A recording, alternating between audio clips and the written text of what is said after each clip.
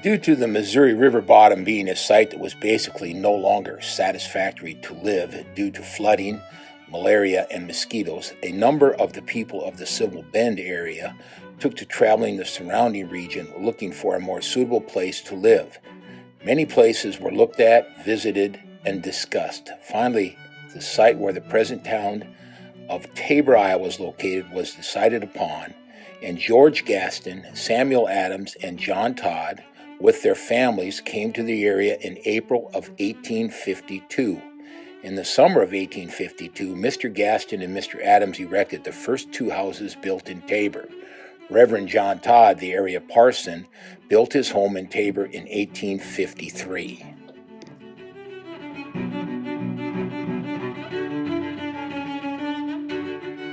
The fighting over the territory of Kansas began in 1854, and in the summer of 1856, a small company of immigrants from Illinois traveling from Kansas via Nebraska City made an appearance in Tabor.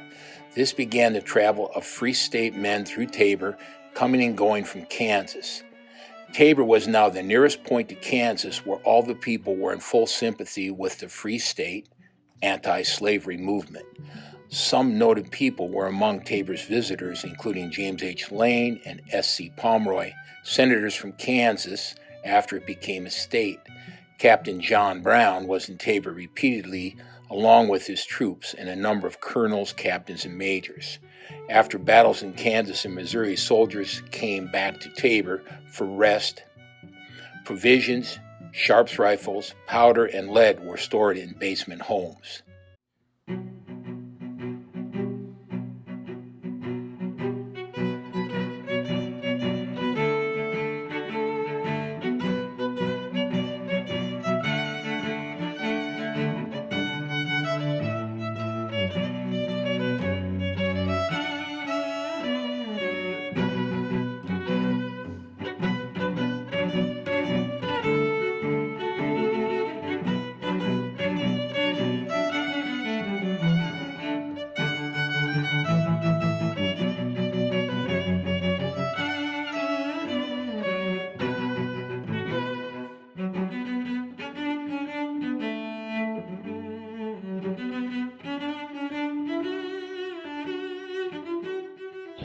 Pretty dreary day out here in Tabor.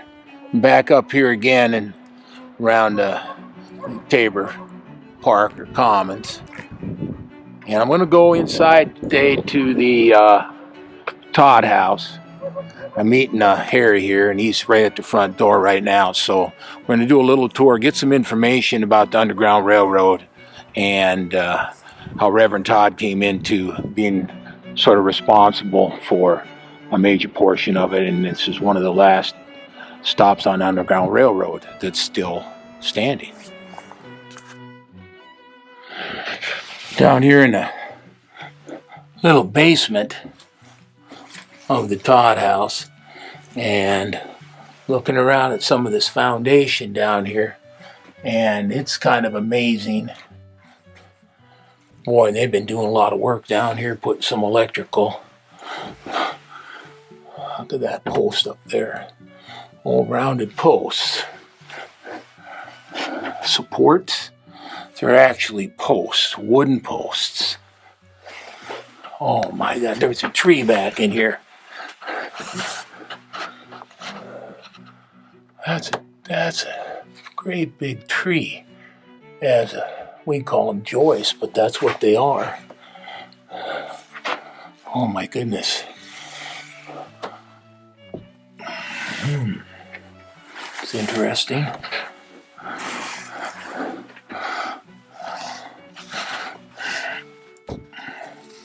Oh, mason jar. Coming back around this way.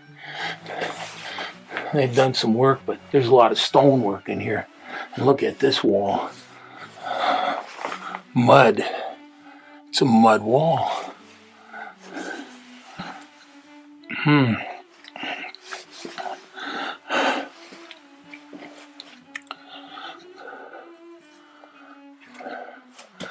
All these joists up here, they're all They're all logs, every one of them. That would have been something. Hand hewn, right there. Look at that. They still got the axe marks on them. Back up here in the front entry, and this would have been part of the original house, built in 1853. This would have been like the sitting room, whatever you want to call it. And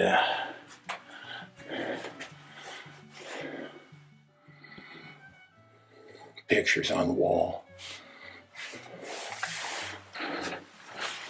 This is a picture of the Gaston Hall, the college that Reverend Todd helped start.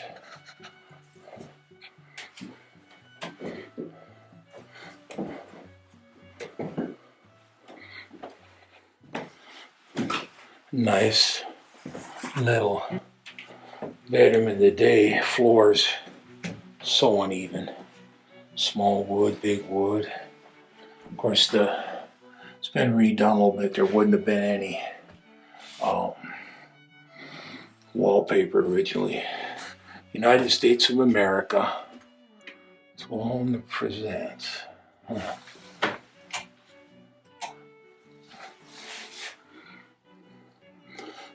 James and Sarah Gaston.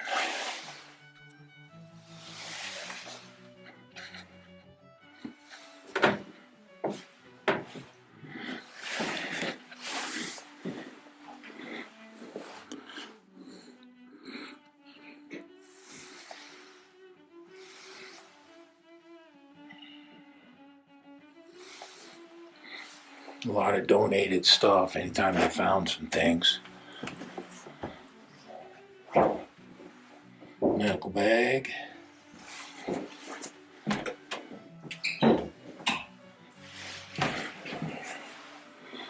Okay, we got small hallways and then connections to other rooms.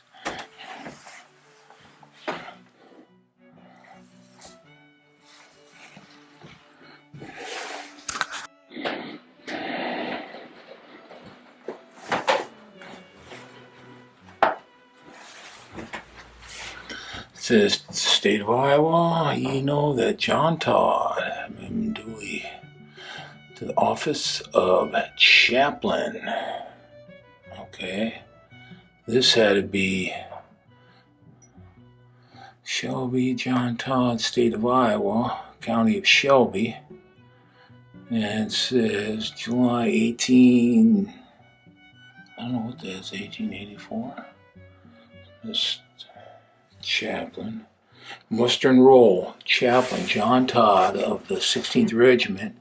This is something to do with his work in the Civil War, 25th day of June, 1864, because he was a chaplain in one volunteer unit in Iowa during the Civil War.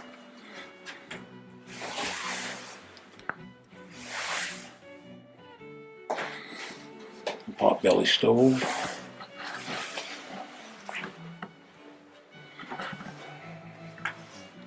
We had a duck under every little. These are meant not for anybody above 5'7", I don't think. This is the main area. Got a picture of Reverend Todd and his entire family. Martha, wife Martha, Atkins Todd, his oldest son James, Mary Louisa, Quintus, Curtis Todd, Margaret Harrison, Flora Todd, Martha Erminia, and Bertha, and I guess there was one young child that died in infancy.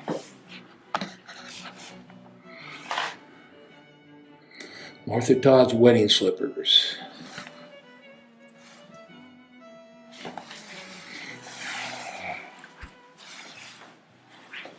There's a picture of Edwin Todd, grandson.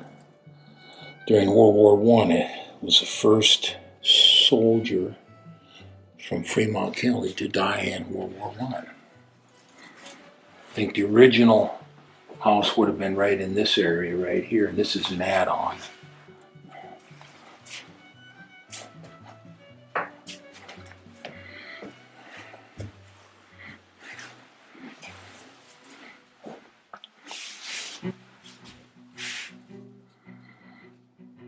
Okay, shortly after moving to Tabor, Martha Todd wrote a letter to her father, Quintus Atkins, in Ohio, and she said, we've been here 4 weeks, and they wanted to get started setting up a school. And originally the school would have been in a private house, so they wanted to do that, and eventually they got one. Probably a picture of the original home. Some parts of townships, the original mapping area, best on ability. Tabor being right there. Fremont County, Mills County. Maps were included with a letter to his father-in-law, Judge Quintus F. Atkins in Ohio. Todd described the area as good prairie land with some still available at the government price of $1.25 an acre. Todd also said timber was scarce and the county is settling rapidly.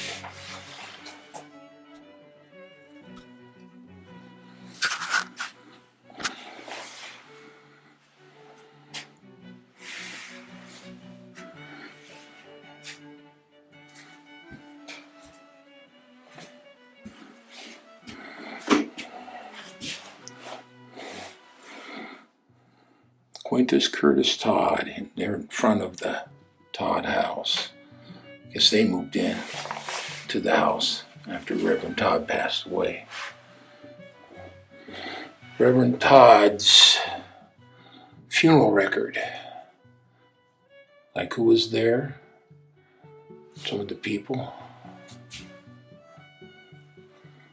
At the early years of settlement, John Todd's ledger of marriages and funerals were designated as official Fremont County records and are held by the Tabor Historical Society.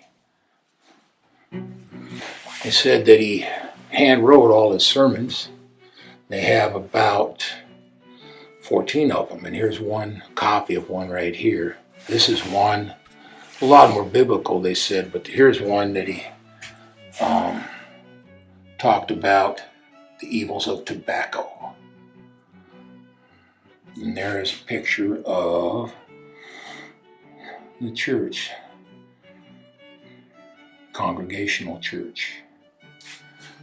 Reverend Todd's Sermon on Tobacco, 1876. Going up the stairs. Really narrow. Made for small people. Not like me. I guess there's 3 bedrooms up here. This would have been one of the original bedrooms. Typical for upstairs, really small. Valise belonging to Reverend Todd. Sermons and diaries were stored in this valise, donated to the Tabor Historical Society by Ralph Costello.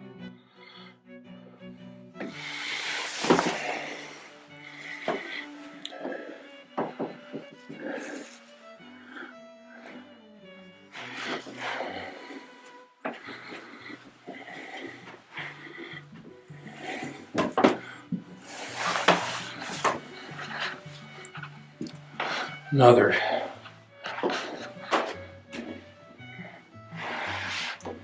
Okay, here's the story. Right here. Rocking chair. That's possible. I'm not sure, but the stories are just the stories. This rocking chair was once located in the home of Abraham Lincoln. Well, it's interesting. And of course, we have commode. They all had those. And then of course, we're going to be able to look out these little openings up above. Well, there's a little window here in this bedroom. Some side windows. But this is the place. This room right here, this little piece of panel was where supposedly a slave or two would hide. They would jam themselves in here.